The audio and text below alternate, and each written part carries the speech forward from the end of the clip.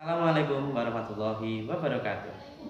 Hari ini kita akan belajar ilmu pengetahuan alam, yaitu tentang bagian tubuh hewan dan fungsinya. Bagian tubuh hewan dan fungsinya.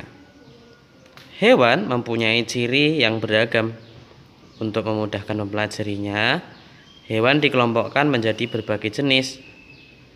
Dasar pengelompokan hewan antara lain persamaan bentuk dan bagian-bagian tubuh, seperti alat gerak dan penutup tubuh. Ayo pelajari bagian-bagian tubuh hewan berdasarkan jenisnya berikut. Yang pertama adalah mamalia. Kelompok mamalia memiliki ciri-ciri terdapat daun telinga, kelenjar susu, dan tubuh ditutupi oleh rambut. Salah satu contoh hewan mamalia adalah kelinci.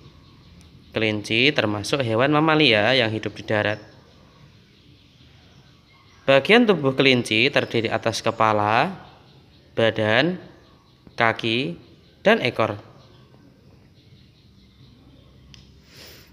Kepala, badan, kaki, ekor.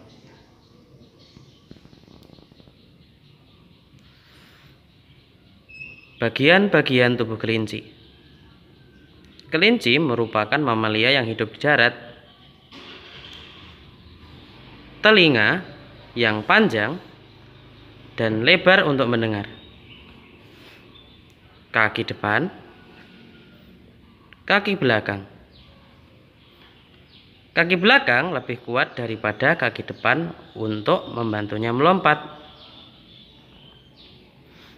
Hidung sebagai indera penciuman. Penciuman kelinci memiliki penciuman yang tajam. Rambut sebagai penutup tubuh. Ekor untuk menjaga keseimbangan. Dan yang dilingkari ini adalah misai.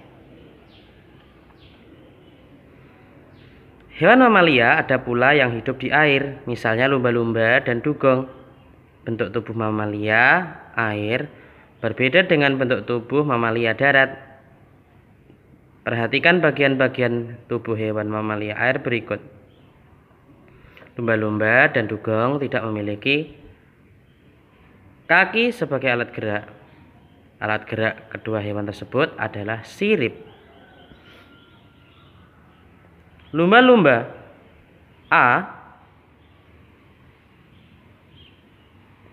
dan dugong B memiliki bentuk tubuh seperti ikan. Akan tetapi, lumba-lumba dan dugong merupakan mamalia yang bernapas dengan paru-paru. Lumba-lumba memiliki ekor, badan yang ramping untuk memudahkan berenang, sirip dada, dan lubang udara untuk pernapasan. Kita lanjutkan. Selanjutnya adalah burung. Burung sering dijumpai di darat. Semua burung memiliki sayap yang beragam ukurannya. Tetapi tidak semua burung dapat terbang. Beberapa burung seperti ayam, penguin, dan burung unta tidak dapat terbang. Bagian-bagian tubuh burung dapat dilihat pada gambar berikut.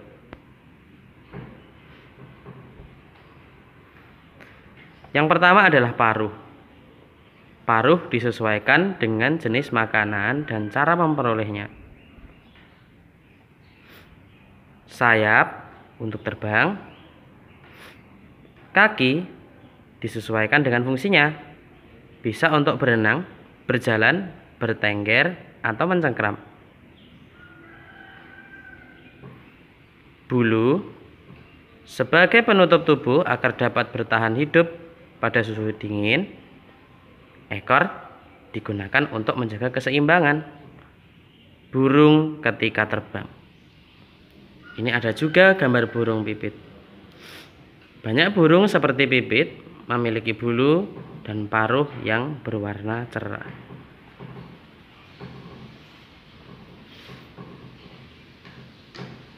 Bentuk paruh dari setiap jenis burung berbeda-beda. Hal ini sesuai dengan jenis makanan yang dimakannya. Berikut adalah ragam bentuk paruh burung yang umum dijumpai. Burung pemakan biji. Bentuk paruh pendek, tebal, dan runcing yang berfungsi memecah biji-bijian. Contohnya adalah burung nuri. Burung pencari makan di tempat berlumpur. Bentuk paruh panjang, lebar, dan berlamela seperti sisir untuk mencari makan di daerah berlumpur. Contohnya adalah bebek dan itik. Ini ya gambarnya ya. Selanjutnya, burung pemakan daging. Bentuk paruh kuat, tajam, runcing, dan agak membengkok. Bagian ujungnya yang berguna untuk mengoyak daging buruannya. Contoh, burung elang. Selanjutnya, burung pemakan ikan. Bentuk paruh panjang dan berkantong yang berfungsi untuk menyimpan hasil tangkapannya. Contohnya adalah burung pelikan. Nah, ini adalah kantong pada paruh burung pelikan. Selanjutnya, burung pemakan madu. Bentuk paruh panjang dan ramping untuk mengisap nektar di dasar bunga. Contohnya adalah burung kolibri. Seperti ini ya bentuknya. Burung kolibri memang kecil. Selain bentuk paruh yang sesuai dengan jenis makanan dan cara memperolehnya, burung juga mempunyai bentuk kaki yang sesuai dengan lingkungan tempat hidupnya. Berikut adalah contoh bentuk kaki burung yang umum dijumpai. Yang pertama, kaki pemangsa. Bentuk kaki dengan jari yang kokoh dan kuku yang tajam berfungsi untuk mencengkram mangsa. Contohnya, burung elang. Bentuk kakinya seperti ini ya. Selanjutnya, kaki pengais. Bentuknya kaki mendatar dan kecil. Contohnya ayam. Bentuknya seperti ini ya. Kaki petengger. Bentuk kaki yang kuat berfungsi untuk bertengger di dahan pohon. Contohnya adalah burung pipit. Ini burung pipit. Ini bentuk kakinya.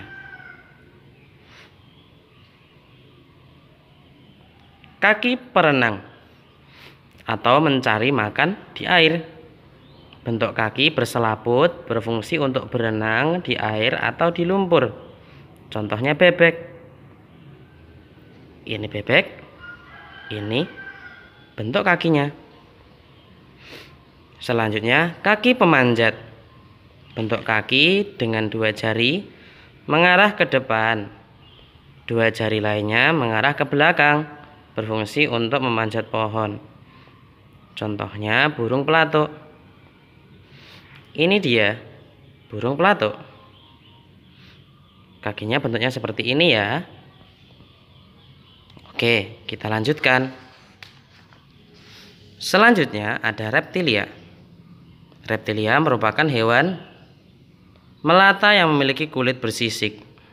Reptilia ada yang hidup di darat, ada pula yang hidup di air. Jenis reptilia bermacam-macam, antara lain ular, penyu, kura-kura, buaya, dan kadal. Kita simak ular terlebih dahulu. Bentuk tubuh ular adalah bulat, memanjang seperti tali. Kulit ular bersisik licin. Ular tidak memiliki kaki dan bergerak dengan otot perut. Beberapa jenis ular ada yang memiliki bisa atau racun. Ini dia ya, ular. Selanjutnya, Komodo merupakan kadal terbesar dunia. Komodo dapat tumbuh hingga sepanjang 3,5 meter. Besar sekali ya. Bagian tubuhnya adalah pertama lidah. Beberapa lidah reptilia berfungsi seperti hidung. Ada kaki depan, kaki belakang, ekor yang panjang untuk alat pertahanan diri. Dan yang selanjutnya adalah sisik. Selanjutnya adalah penyu. Penyu merupakan reptilia yang hidup di laut, tetapi meletakkan telur-telurnya di tepi pantai. Penyu berenang menggunakan kaki yang berbentuk seperti sirip. Ini dia siripnya. Selanjutnya, kadal, tokek, dan cecak memiliki kaki yang dapat menempel ke tempat yang merayap. Ini bentuk kakinya. Selanjutnya, amfibi. Amfibi merupakan hewan yang hidup di dua alam, yaitu di darat dan perairan. Salah satu contoh hewan amfibi adalah katak. Pada saat berudu, katak hidup di perairan, lalu saat dewasa katak hidup di darat. Hewan amfibi mengalami metamorfosis, yaitu perubahan bentuk dan fungsi tubuh sejak hewan muda hingga dewasa. Perhatikan perubahan bagian-bagian tubuh katak berikut. Perubahan bagian-bagian tubuh katak selama metamorfosis. Yang pertama, berudu. Nah, berudu memiliki ekor untuk membantu pergerakan berudu saat berenang. Selanjutnya, berudu berkaki dua. Selanjutnya, berudu berkaki empat. Terus tumbuhlah menjadi katak muda. Dan bagian ekornya menyusut menjadi lebih pendek ya. Ini. Selanjutnya katak dewasa. Yang pertama mempunyai kulit yang basah dan licin untuk membantu pernapasan katak, gendang telinga untuk pendengaran, kaki depan, selaput renang untuk membantu katak berenang, kaki belakang yang lebih panjang daripada kaki depan untuk membantu katak melompat. Unik bukan? Selanjutnya, ikan. Ikan merupakan salah satu jenis hewan yang hidup di air. Ciri-ciri ikan antara lain tidak berkaki, memiliki kepala, badan, dan ekor. Bagian-bagian tubuh ikan beserta fungsinya dapat dilihat pada gambar berikut. Yang pertama adalah ekor. Ekor digunakan untuk membantu pergerakan ketika berbelok arah saat berenang. Badan yang ramping untuk memudahkan ikan bergerak di dalam air. Sisik sebagai pelindung tubuh. Insang untuk bernapas, dan sirip digunakan untuk pergerakan saat berenang. Selanjutnya kuda laut. Kuda laut juga termasuk jenis ikan. Kuda laut berenang secara vertikal. Bagian-bagian tubuhnya yang pertama adalah sirip. Yang kedua adalah ekor untuk alat pertahanan diri dan berpegang pada tumbuhan air. Selanjutnya ada belut, merupakan jenis ikan yang bentuknya mirip ular. Nah, ini dia siripnya. Oke, kita lanjutkan insekta. Insekta atau serangga merupakan jenis hewan yang jumlahnya paling banyak di antara jenis hewan lainnya. Bagian tubuh serangga terdiri atas kepala, dada, dan perut. Ciri-ciri lain dari serangga adalah memiliki 3 pasang kaki, sepasang antena, mulut, dan mata majemuk. Sebagian besar serangga memiliki 2 pasang sayap. Akan tetapi ada juga serangga yang tidak memiliki sayap. Misalnya kutu buku dan semut rangrang. Kita lihat semut rangrang bekerja tidak memiliki sayap. Ya, semut rangrang bekerja tidak memiliki sayap. Selanjutnya, capung. Capung mempunyai mata majemuk atau faset yang dapat melihat ke segala arah yang berbeda. Sepasang antena sebagai alat peraba dan pencium. Selanjutnya ada kaki sebagai alat gerak, terdapat 3 pasang ya. Kepala, badan.